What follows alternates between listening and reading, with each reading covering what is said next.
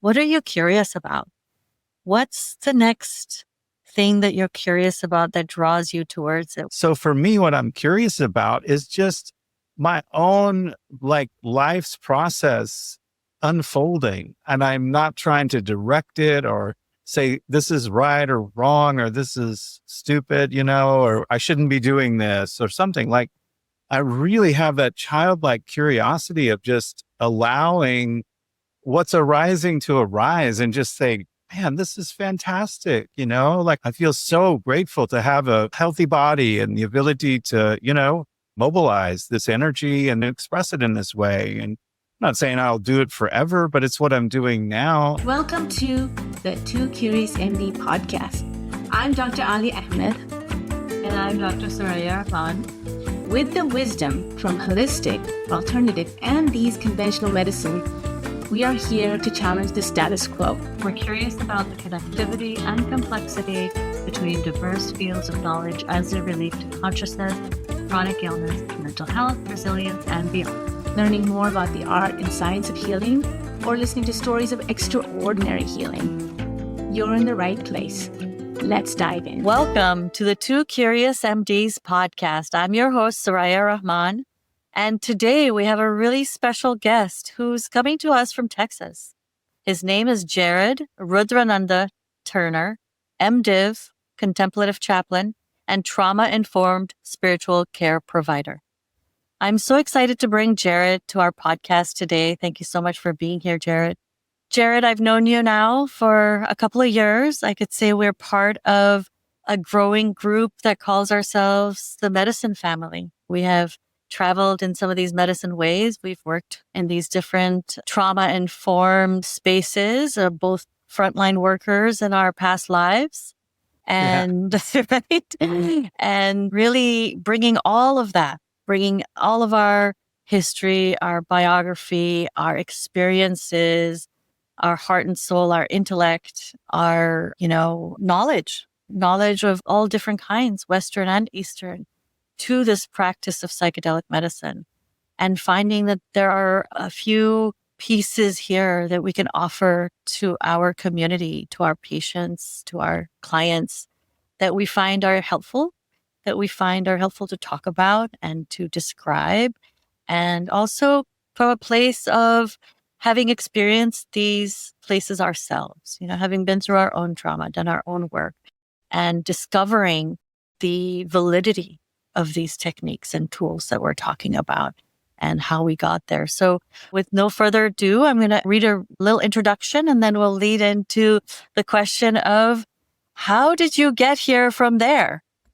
Because I love how you say that. So Jared, you bring a unique synthesis of crisis leadership experience and contemplative wisdom to transformational healing work. Over 27 years in the fire service, you progressed from firefighter-paramedic to administrative EMS captain, developing skills in crisis response, team leadership, and compassionate care during life's most challenging moments. That's one piece that I want to also bring in, that relationship to fire or Agni that we've talked about before. This extensive first responder background provides you with a deep understanding of trauma's impact on both individuals and families.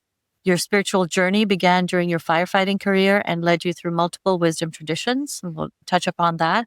Your exploration has included pilgrimages to India, where you studied Sanskrit and engaged in traditional spiritual practices at sacred sites along the Ganges. So you have walked the walk as we get ready to talk the talk.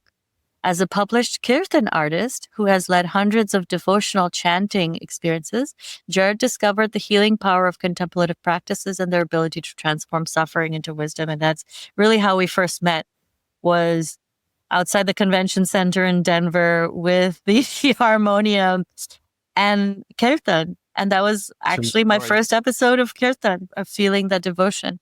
Your advanced training includes a graduate certificate in psychedelic assisted therapies and peer support counseling. So you're bringing together a whole host of threads here that we're going to get to weave together.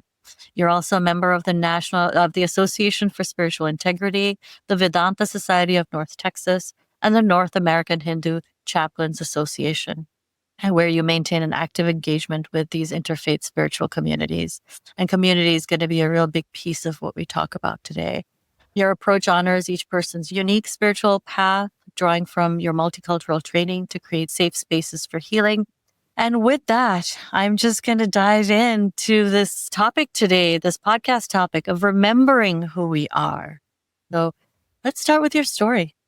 Well, first off, thank you so much for Soraya for inviting me. Anytime I can be on something or engage with you, my heart feels full and I'm just happy to do that. And thank you. I feel very humbled and honored to get to chat with you today.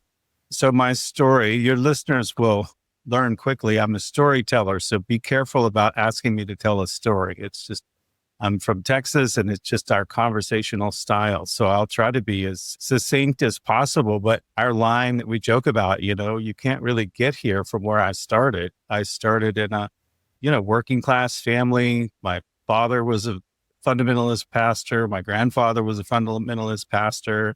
And at about 6 years old, I was asking questions that they didn't have the answers for. And I'm looking around, scratching my head going, this doesn't make sense to me, right? So that kind of started me on the path of just self-seeking. Like, if I can't find the answers, then I'm going to find these answers on my own. And I had, a lot of people do. I had some really traumatic experiences really early in life that I feel triggered those kind of existential questions so early.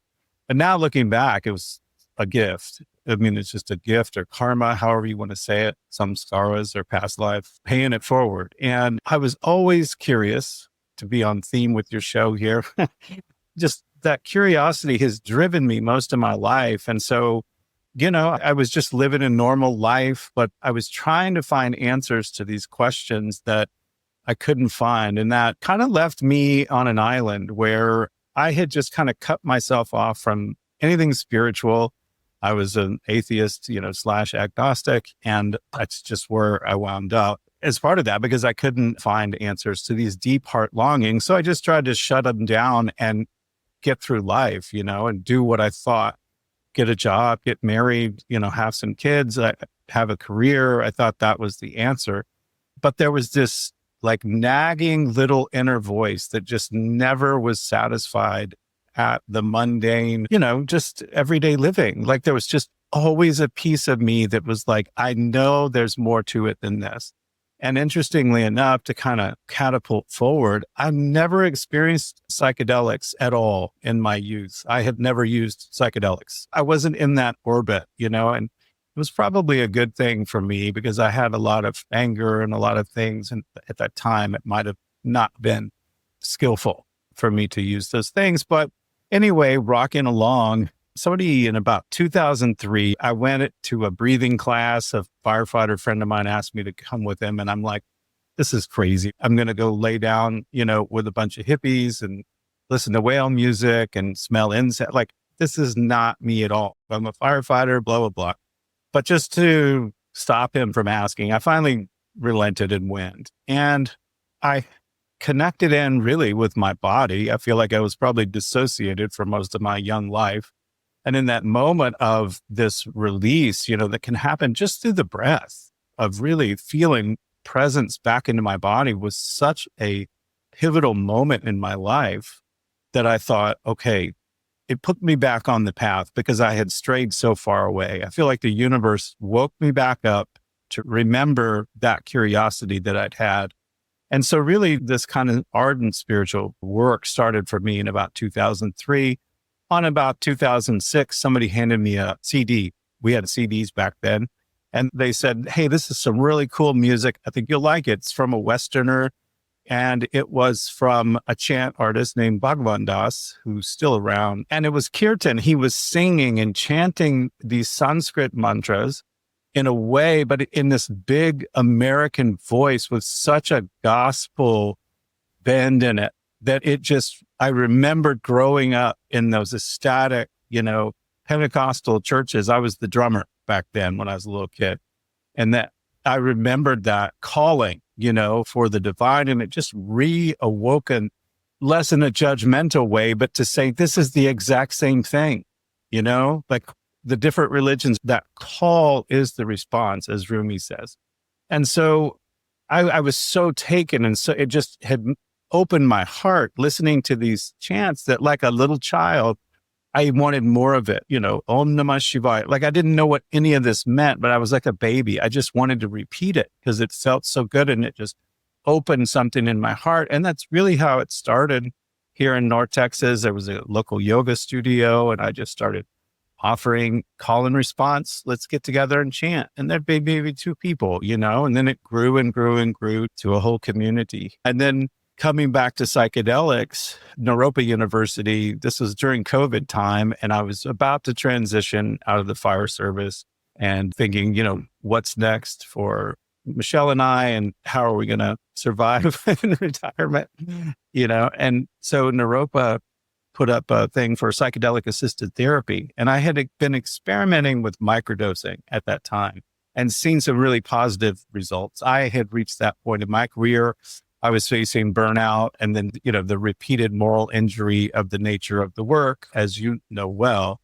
I needed something. I had reached that point. And so I started microdosing mushrooms and didn't have a profound effect, but there was a general sense of well-being. We know what microdosing can do. So Michelle, my wife, she applied for a program she wasn't qualified for and got accepted. And she's like, you should apply to the Naropa program. It was through MAPS. It was primarily MDMA assisted therapy.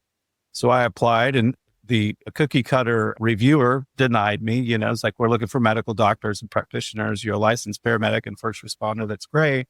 And I was like, it's okay. I mean, it was just, it was a thought, doesn't matter to me. And then I got a call about 2 days later from the director of the program. And they said, we're sorry for that. You're actually exactly what we're looking for. So they offered me a spot too, which was wonderful. So I really feel like the medicine has called me into it because I wasn't searching for it. And actually my own spiritual ego over the last 25 years, I kind of looked down at psychedelic use in the spiritual arena because I felt like you got to do it the hard way. You know what I mean? You got to sacrifice and get up at dawn and meditate. And you should. There's nothing wrong with that. But what I'm finding in our work here that we do for people who are really serious and on the spiritual path, when they come and do a journey with us, what I'm finding is their container is so well prepared that they are able to really actualize the healing and the learning in their lives and then go live it, instead of like sand pouring through their palm, a great experience and not able to have a container to hold it. So to kind of wrap up these comments, each one of us has just a tapestry of experience and wisdom and knowledge. And once we learn to actualize that using psychedelics, as practitioners, we just see over and over the profound healing and the profound wisdom that comes out of people who, when they come into a session, they would self-acknowledge, I'm broken, I'm all my trauma, as you noted earlier. Like they're so attached to the story of being a victim, being broken. And then when this innate, healing intelligence and wisdom within them awakens and begins to express itself, it's just, I get tears in my eyes watching the transformation, of the people. Thank you for bringing that in, that the human capacity to transform from trauma exists in each person. And that's something that we end up disbelieving or not realizing or shutting down.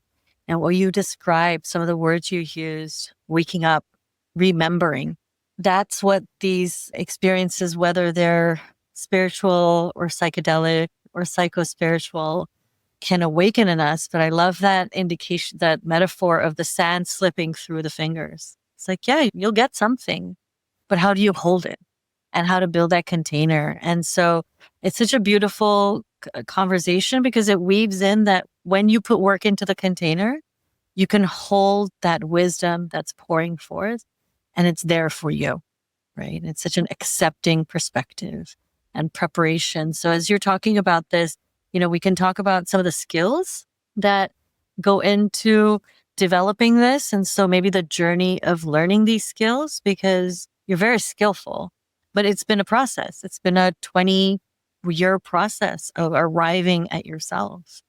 And Mhm. so, what are some of these skills, these maybe rituals, both inner and outer, that you've discovered or brought into your world? And what do you see has been there for you and arrived for you? Yeah. Well, what a beautiful question.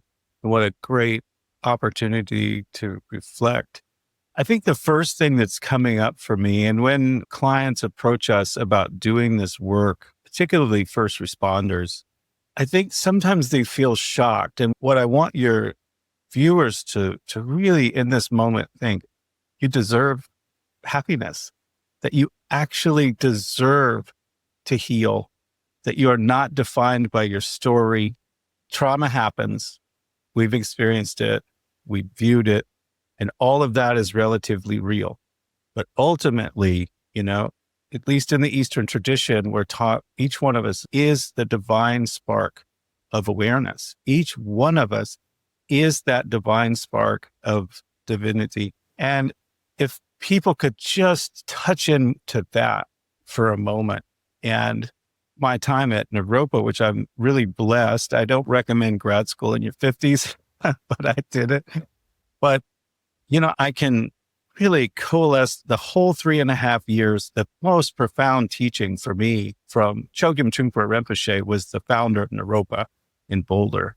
And his teachings really still pervade the classes, the retreats. I mean, that energy is there. And for me, the key teaching, and coming back to your question, and everybody I feel so far that I've shared this with can really touch into this. There's a teaching, it comes from his book called Cutting Through Spiritual Materialism. It's one of his famous books. In it, he talks about the genuine heart of sadness. And what he describes is this wound that's so deep in each one of us. Everybody in a human body carries this deep sadness, this deep hurt, this deep pain or shame or fear, like it's all wrapped up. And we spend our whole lives armoring it, and covering that up and pretending it's not there. And we live in fear. If I found somebody and I just opened a little bit and they saw this genuine heart of sadness that I'm carrying, they wouldn't love me. If they really knew how bad I was hurting, they wouldn't be my friend. But we spend our lifetime avoiding that. But his teaching is you go into it. You see that as a doorway into your own divinity. He describes that place is so raw and so tender that if a mosquito were to land on it, it would be excruciating. Like that metaphor is so rich. Like we can feel that, you can feel that in your body. But instead of covering that up or hiding it, we go into it. We set with it, and we learn how to hold our own pain and our own trauma and acknowledge that it happened, but realize this is the portal for great transformation. This is the fire refining the steel, this is our opportunity. And I had an experience once, actually quite recently, where I really was in touch with that. I was sitting in that pain, I was sitting with it and it hurt.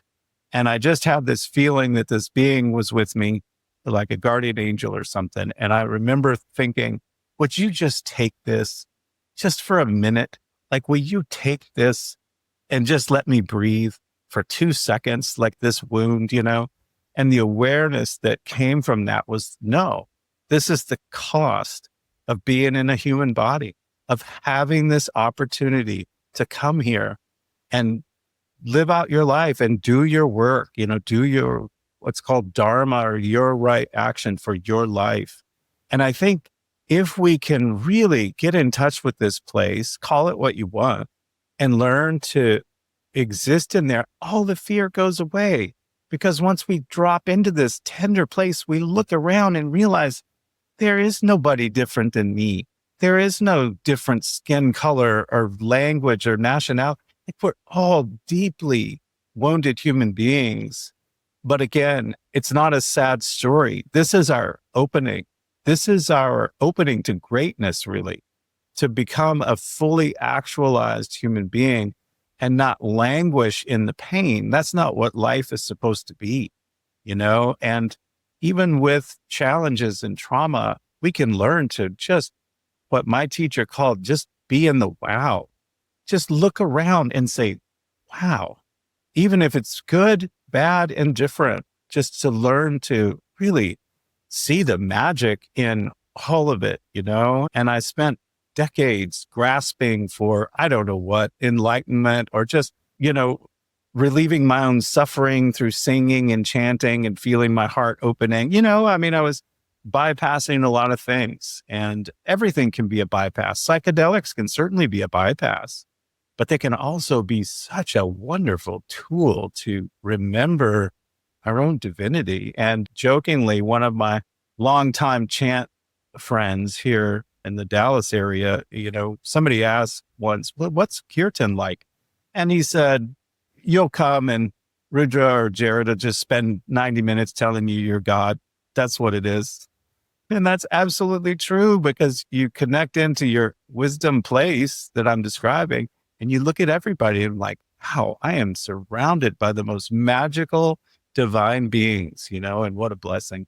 So the separation that was such a beautiful way of describing that place that we're most afraid to go into, the place within each of us that we all contain, that ability to recognize that common humanity, common spark, and to recognize it's mixed. It's painful. There's suffering. There's a sadness. I love how you brought this sadness, because there's an existential sadness. We don't know why we're here. We don't know how we're here. We can connect to each other on that level. And so I'm being reminded as you were talking that when we meet that person who awakens that in us, the first step they may take, just as maybe Ram Dass has described, when he went to find his guru, Baba Neem Karoli, he describes running up the hill to this mystic man in India, in the foothills of the Himalayas, being this white man, in the 1960s, a white gay man, right? He was a professor at Harvard. He had had an opening through psychedelics and then started his spiritual journey. And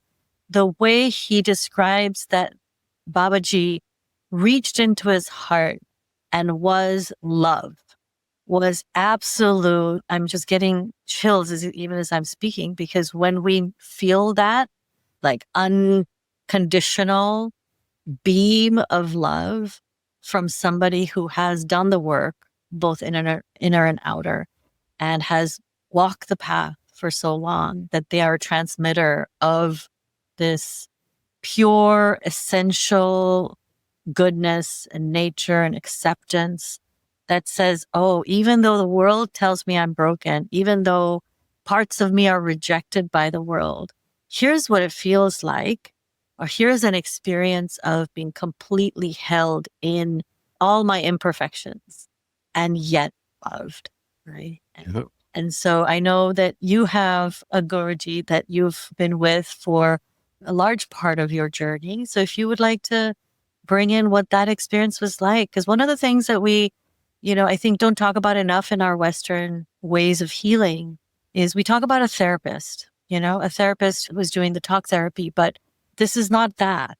This is somebody who's walked the path in front of you and is practiced, has done that inner healing to where it just radiates and it attracts, like connects with you at a level which is beyond words, right? So if you can relate what that was like and what that relationship has meant, and, maybe some things you want to share about.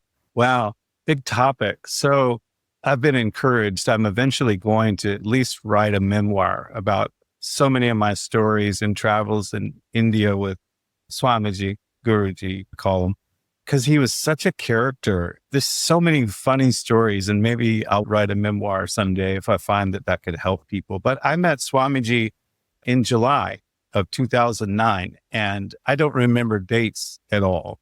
Barely remember my anniversary, but I remember that date because it was a really pivotal day for me.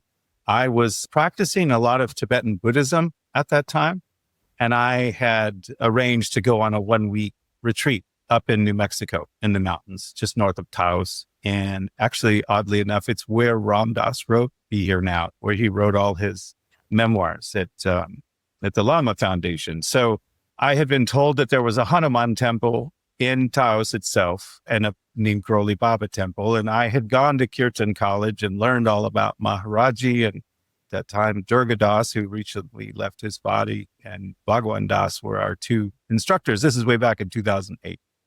So I thought, okay, I'm 15 minutes away. I'm going to take a little side jaunt. Even though I'm a Tibetan Buddhist, I'm going to go and visit the Hanuman temple just to be in it. I'd heard so many stories about Ram Das and Maharaji. And so I got there and introduced myself to somebody who was kind of giving me a tour.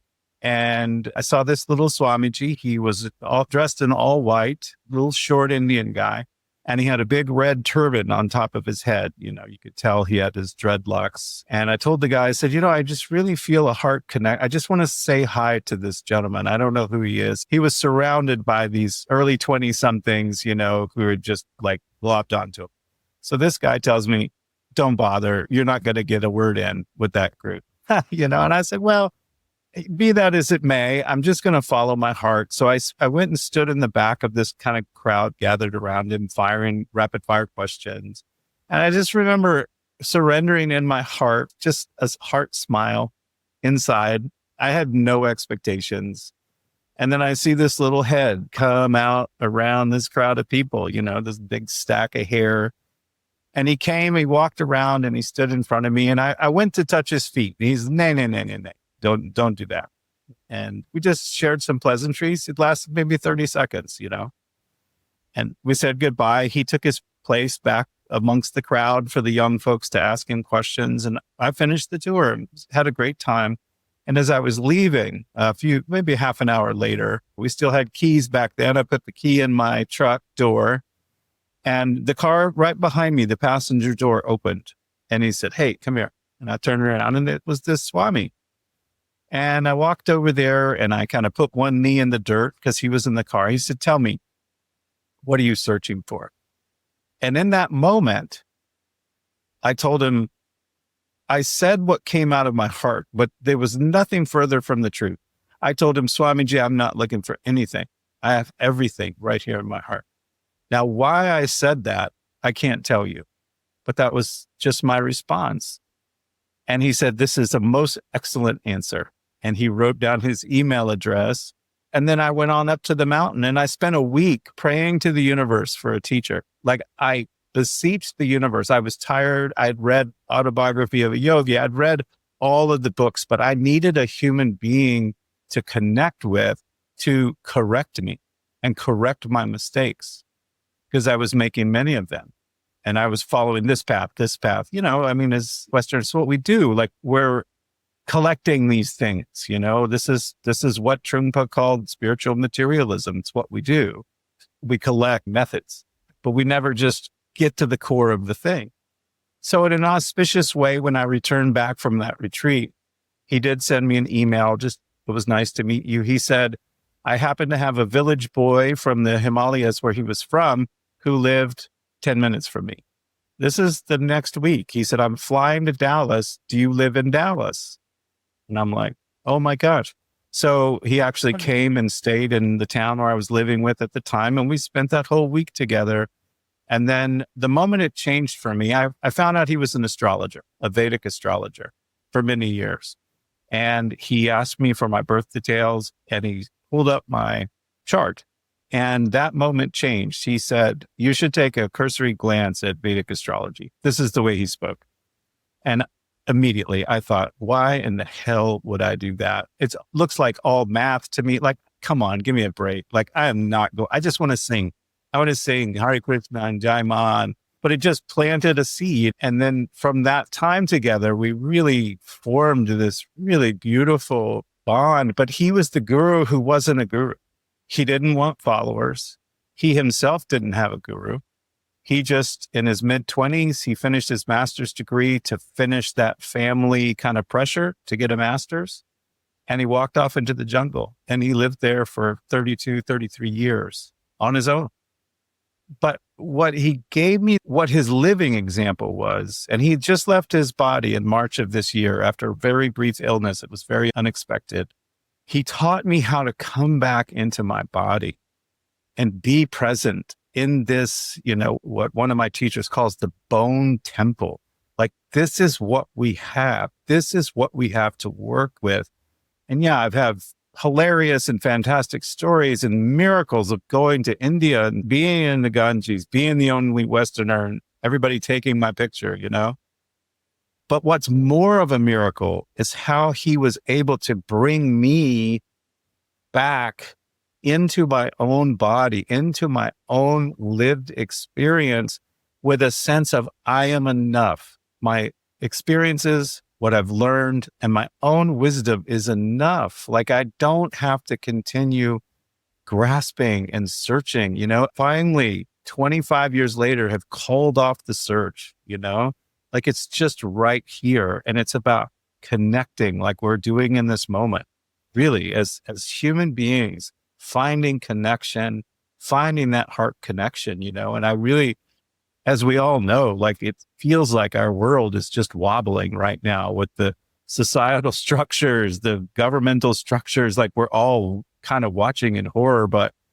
this, I feel, coming together in honest heart connection and dialogue, like this is how I feel we're going to heal it. Yeah. And sharing these stories. That's absolutely right. Sharing these stories and what a guru carries, right? What Swamiji carried and what he was able to bring to his community. And we've heard many, many stories of how many lives a person like that can touch, right? And leave behind. And it's interesting when you said that when you first did that breath work in 2003, that was the first time you came back in your body. That was that moment of like, this is possible, or this is something I respond to, or this is available. And then it takes 15, 20 more years to get to the place of actually feeling welcome and comfortable and connected. And this bone temple, right? I love that because as we know, temples and churches and cathedrals, they're built as a technology. Totally. They're neurological technology. When you walk into a space like that, you feel awe instantly because your entire personhood expands to fill in that space. Yeah. And all of a sudden you're called into a greater sense of yourself. Right? It reminds me that, our ancestors built temples over multiple generations because you can't do it in one generation sometimes. Right. The wonder and the kind of expansiveness that we carry is beyond what one life can apprehend just by itself. And so that necessity for a guru, a swami to kind of bring you, invite you, tell you that this is, and also, like you said, pointing out your mistakes, because that's the other piece that I think we miss in psychedelic medicine is there's going to be lots of different off ramps and on ramps on these highways. And we're going to want to go off on one or two of those. But the main thing is coming back to the freeway. That's right. Right. You can take an off ramp. Don't get lost in it. That's your work. But then sometimes we get off on an off ramp and think, well, that's it. I'm done. I've arrived. And the call back to this bone temple to honor it. So just as you're talking about, this rebuilding of the self-worth and some of these ceremonial practices as a way back to the heart, because it comes back to the heart and that warmth, that energy that is part of the portal of transformation that we've been connecting with, the Agni, the fire. And I know that some ceremonial practices do include fire as well. And, we have this way of connecting with fire. I remember there was this one vivid image that you gave me of when you were a firefighter and you confronted the energy of fire, like the God that was in fire, the spirit of fire and what that is. We end up sometimes, in our 50s and 60s, looking back into our lives and going, oh, that was a breadcrumb there. That was why I went there. That's what appealed to me. So can you talk a little bit about this relationship that you have with fire? Sure. It's funny, when you started that story, I knew exactly what you were going to bring up. The anecdote that you're referring to, in the fire service, there's a phenomenon called flashover, and it's a firefighter killer. And we train how to identify it. Back in the 90s or whatever, the movie Backdraft was really popular, and, backdrafts are a thing too, but they're not very common. but a flashover is very common. So everything these days is made out of plastic, which is a petroleum product. So if the fire is burning in a room, everything can ignite simultaneously. And so we train how to look at the smoke in a room, and we can see the ripples of fire beginning to move through the smoke, and it gets really hot really quickly. They set up training scenarios so we can practice this, and they're really hot, even the training scenario. And so I remember the story I shared with you is it was my turn on the end of the hose, and we went into this kind of concocted trailer situation where they could create this so we could identify it, right? So you walk in and there was this column of fire just burning, and you could see these fingerlings of fire going past us. And in that moment, I could see like the goddess. I mean, it was like a goddess of fire dancing, you know? And I was just in awe of it. And I was like connecting to it. And this is really about bringing your spiritual life skillfully into your mundane life. Because before I put that water stream on it, you know, I chanted a few mantras for just a split second and just like bowed to it and said, you know, I respect you. I honor you as an elemental. You're much more powerful than me. But at this point, you know, I have to use the water element, you know, so let's all blend with that together. Yeah. You know, it happened really quickly, but it's really about bringing the spiritual life into the mundane. And that's where we can create magic. You know, I don't know that I'm the only one, but I would think, at least in America, I'm the first firefighter to be doing kind of a Kali Puja in a fire training facility. Maybe not, I don't know, but that's just who I am, you know? But I think kind of your question about honoring these elements in our body and honoring even like bringing ceremony, kind of what we're talking about, bringing this ceremonial aspect into our life, even if we're sitting in traffic, you know, like what direction are we facing? Are we facing the north, sitting in traffic? Are we facing south or east or west?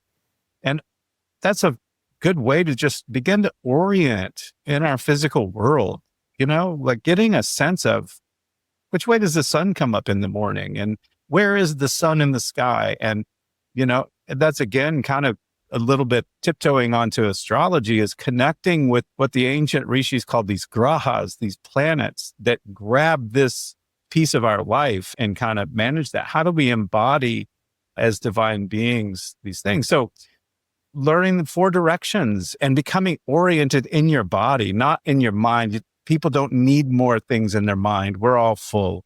We're full up in our brain stems.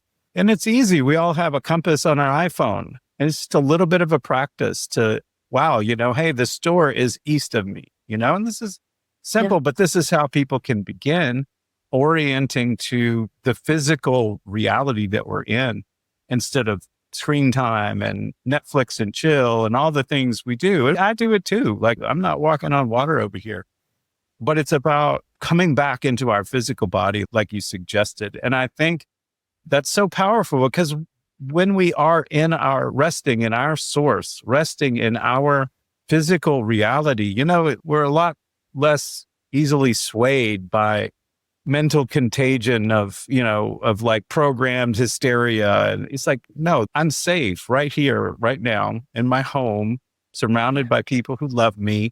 We're all imperfect, but, you know, I'm not going to fall for that. And I think bringing people back into their body, because as psychedelic practitioners, we see most people come dissociated. Yeah. We had a client once who, during her journey, kind of took off her eye mask and she was staring at her hand, you know, and she was just so enthralled with her hand. She's like, it's so weird to be in a body. And I remember asking, how long do you think it's been since you've been in your body? And she was like, 7, since I was 7 years old. I mean, she knew it, you know, and that's most of us, you know, so learning, you know, like kind of from the shamanistic tradition, the indigenous, you know, religions about just the basic nature spirits, where you are, you know. I still do a morning meditation and I put flowers on my altar.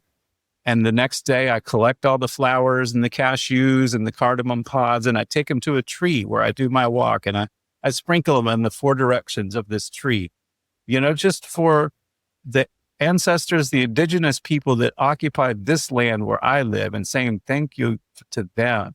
But then the four directions, and just finding a heart connection. And that way, there is no line between the mundane and the spiritual. Like everything becomes spiritual. Our whole life becomes the chant, the song of divinity, And I loved what you said earlier about building the temples and building the shrines and the cathedrals, and one generation beginning it, knowing they're never going to see it to completion, but they gave it their all.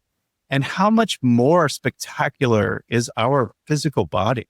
Like we can't create one of these. I mean, maybe someday AI will 3D print one or something, you know what I mean? But like our body is like, what is it? 1 trillion cells, and something in the universe has this force to keep each one of us together. First, we should be flying in every direction, right? I mean, our atoms should be spread across the universe, yet there is this force that has molded us into this shape and this form for just a blink of an eye. And that's amazing. I mean, that's profound, but we don't think about these things. And that's why I jokingly said earlier, just go to Kirtan with Jared. He'll spend an hour telling you you're God. And this is what I mean. Like when we can connect with this in ourselves, for me, I've found it just a better way to be and to be open, for other people. Absolutely. That was a long way around. That's, you know what? I love that about it because it's talking about how things are beautiful. Yeah. It's not just about, oh, here's the answer. It's actually, no, it's about the construct of the answer and what it contains. And I think that's a lovely way to talk about ritual because it is making something beautiful, making the mundane spiritual. And as you're describing it, I'm thinking about, the veil that we talk about, the veil that exists that keeps us from seeing this amazing thing that we're in. This creation is there for all of us. The veil is there. Some of us may die without ever having recognized that capacity to thin the veil existed. But when trauma, when spiritual practice, when something shakes us, could be a near-death experience, something shakes us enough to say, well, you're not only that. There's an actual veil you can cross over into. And that starts to inform how this mundane world becomes more spiritualized. Mm-hmm. It's almost like we're clearing the space. We're saying that, yes, this can feel mundane, but it can also feel spiritual in the exact same place. Mm-hmm. You're going to the same tree. You can look at it as tree, word tree, a tree that I've learned about from the book, which all kids learn about in a book. But then when you're with the tree being, and you're being with the tree and saying, oh, you are a hundreds of years old being, an actual being, and you have been through more cycles of existence and yearly seasons than I will ever see. Mm-hmm. That humility that comes in, that right sizing of our ego, that, coming into the container of our own self and saying, oh, I'm here. And that's north, and that's south, and that's east, and that's west. And above me is the sky, and below me is the ground. I'm reminded that just this last weekend when we had the coronal mass ejections, these huge aurora that showed up, right? And everybody is outside taking pictures, seeing this phenomenon because it reminds us eclipses and auroras and, full moon, new moon reminds us that we are part of a cyclical experience that's constantly changing. And yet we feel stillness because of just the scale of things. We're so small and everything is so big. We can't look at it. But when we are under the Milky Way at night and we look up and then 1 minute it's on this side and the next minute it's on that side, nothing about the sky changed. We moved slowly, kind of just coming into awareness of that and really sitting with that is a way back to our true essential selves. Absolutely. Yeah. And so as you're talking about this, and Kirtan being one of those ways in which we thin that veil between the spiritual and the mundane, and we can confront it. How are you, let's talk about community. You've talked about being parts of different communities, and we've talked about how important community is. And we've even, I think, just touched upon the fact that it's about safety. It's about knowing that spiritual awakening is in and of itself a fraught experience. We can get lost in it. There can be bypassing, there's materialism, all of those things, but there are ways through. And it seems like community is one of those structures that shape it. So if you can just talk about what's your community? Yeah, that's just a wonderful segue there. I heard a quote recently. Young woman was giving a speech at our commencement, actually. And she said, in this time of great division, when we are being separated by political party, skin color, ethnicity, language, when we're being driven apart, to come together is a radical act. To come together in community is radical. And that stuck with me so much, that just landed with me. And I was like, yes, like we have to come together. A couple of years ago, kind of felt an intuitive inspiration. And I reached out to some kind of evolving men in my area here and said, hey, would you be willing to come on a Saturday? I'll make some food and just talk about, like connect really as men working to spiritually evolve or, become authentic, like we've been discussing.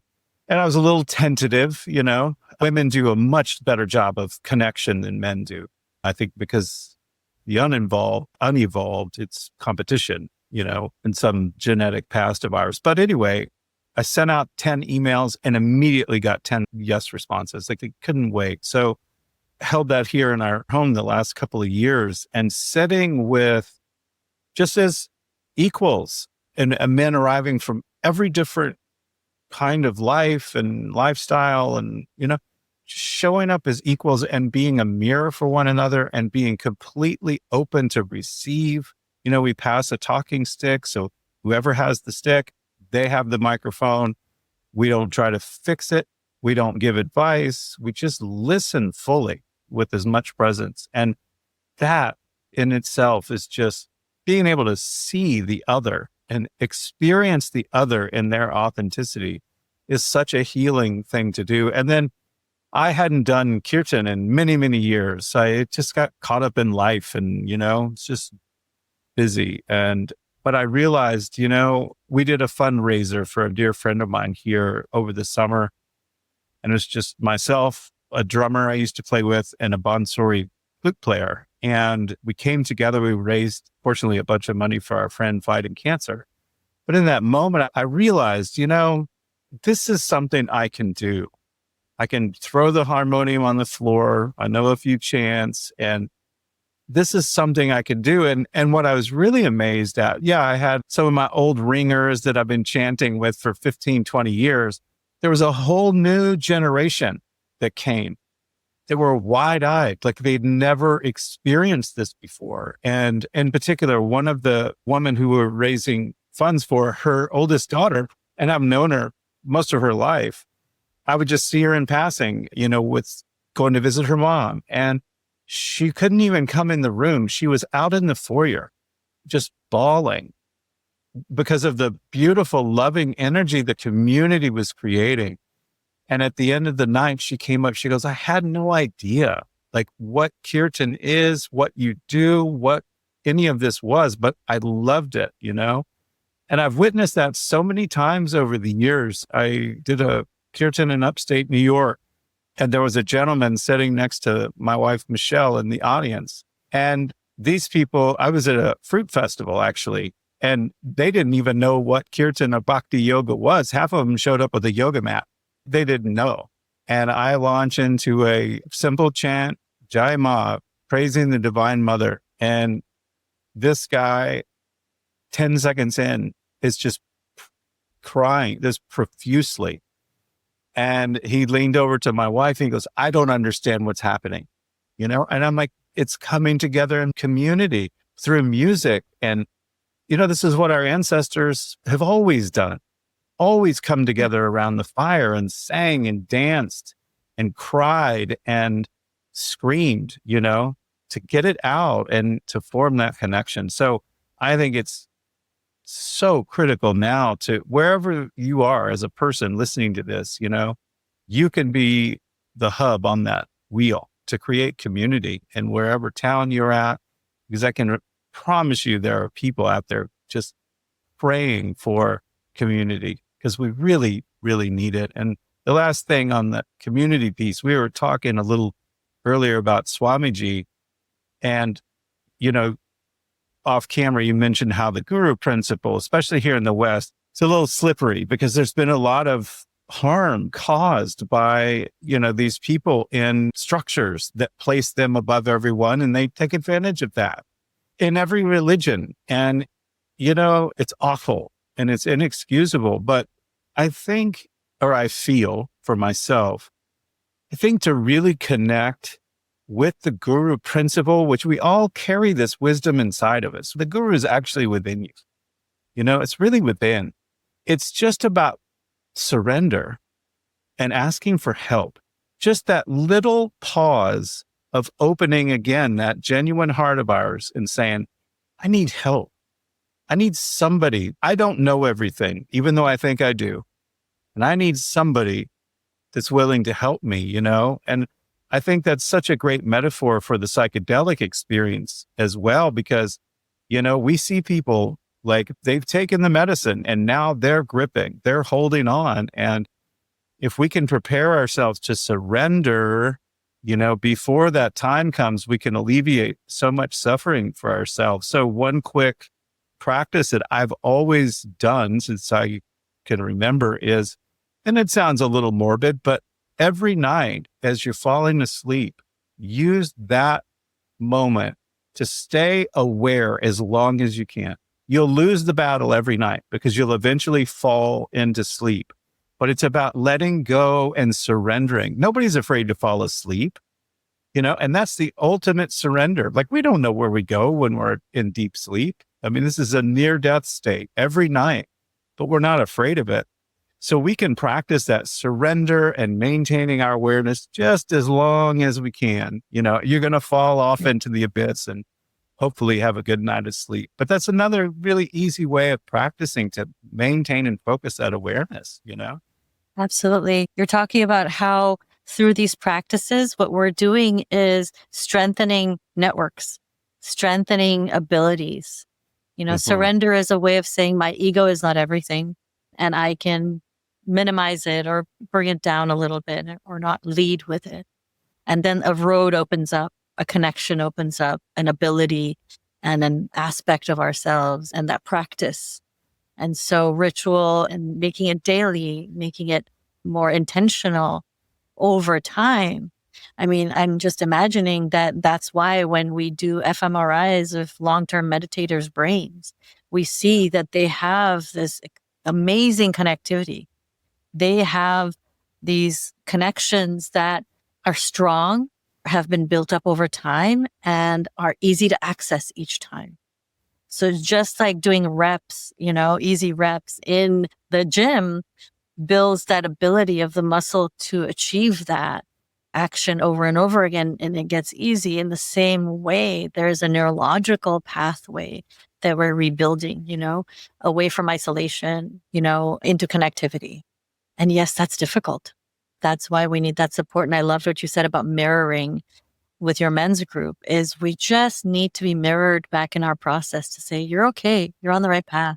Keep going, because we can get lost in it. We can kind of forget where we are. Like, has anything changed? Because it can sometimes feel like we're going through our same traumas and we're confronting them again, right? And so to know that, no, I'm different now. My trauma hasn't changed. I'm different now, and I can approach it from a different way. That's something that we see as a capacity opening up in the psychedelic journey. As we're coming to a closure of our conversation here today, having brought all these threads here at our podcast, we like to ask the guests, what are you curious about? What's the next thing that you're curious about that draws you towards it? What are some questions you're asking yourself and others? Wow, that's fantastic. So what's coming up for me in the moment is coming back to authenticity and embodied awareness. Inexplicably, about 2 months ago, I started running, like jogging, for the first time in my life. I hated running. And I have just begun running, and I'm not doing it for any reason. I'm just observing myself and just watching it arise. And yesterday I ran 8 miles, and I'm just like, wow, look at this being just running, for the first time in my 50s. And so now I'm training for a half marathon next year. Like, that's just a goal.